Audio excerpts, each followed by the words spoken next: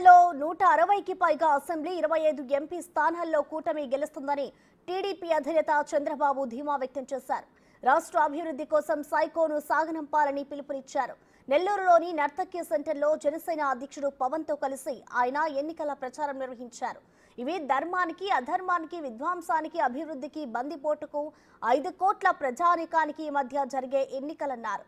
రాతియుగం పోయి స్వర్ణయుగం రావాలని ఆకాంక్షించారు. దుర్మార్గుడు అధికారంలో ఉంటే ప్రజలకు భవిష్యత్తు లేదని, ఆస్తులకు భద్రత లేదని వ్యాఖ్యానించారు. రాష్ట్రం సుభిక్షంగా ఉండాలంటే కూటమి ప్రభుత్వం అధికారంలోకి రావాల్సిన అవసరం ఉందన్నారు. తమ్ముళ్ళు రాసి పెట్టుకోండి, 13 ఎన్నికలు జరుగుతాయి. జూన్ 4వ తారీఖున రిజల్ట్స్ వస్తాయి. 25కు 24 వీలైతే 25 పార్లమెంట్లు మనమే గెలుస్తున్నాం. 160 పైబడి అసెంబ్లీ సీట్లలో కూడా గెలుస్తున్నామని చెప్పి నేను మీకు తెలియజేస్తున్నా. ఈ రాష్ట్రం బాగుపడాలంటే, తెలుగు జాతి మళ్ళా ముందుకు పోవాలంటే సైకో ఈ రాష్ట్రాన్ని నుంచి పారిపోయేట్టుగా చేస్తేనే ఇది సాధ్యం అని చెప్పి కూడా నేను మీకు తెలియజేస్తున్నా.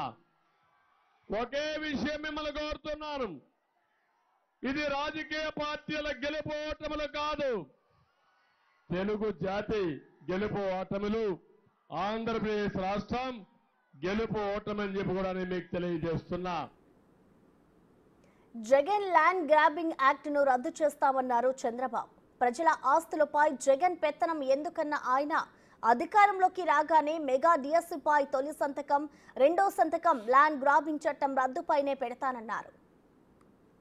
జగన్ ల్యాండ్ గ్రాబింగ్ యాక్ట్ ఒకటి తీసుకొచ్చాడు, సిగ్గు లేకుండా సపోర్ట్ చేస్తున్నాడు. పట్టాదారు పాస పుస్తకం ఉండదు, అడంగల్ ఉండదు, 10-1 ఉండదు, ఏ డాక్యుమెంట్ ఉండదు, ఆన్లైన్ లో రికార్డులు ఉంటాయి. జగన్ అనుకుంటే మనం అమ్మాలన్నా కొనాలన్నా జగన్ పర్మిషన్ కావాలంట. మన తండ్రి, మన కష్టార్జితం, మన తాత ఇచ్చిన ఆస్తికి జగన్ పెత్తనం ఎందుకు తమ్ముళ్ళు అడుగుతున్నా. అందుకే నేను మిమ్మల్ని అందరినీ కోరుతున్నాను, రేపు ఇలాంటి దుర్మార్గులు ఉంటే మనకు భవిష్యత్తు లేదు, మన ఆస్తికి కూడా భద్రత లేదు. అందుకే హామీ ఇస్తున్నా, నేను ఒకసారి మొదటి సంతకం డిఎస్సీ పైన పెడితే, రెండో సంతకం జగన్ ల్యాండ్ గ్రాబింగ్ యాక్ట్ పైన పెడతామని మేమందరం హామీ ఇస్తున్నాం.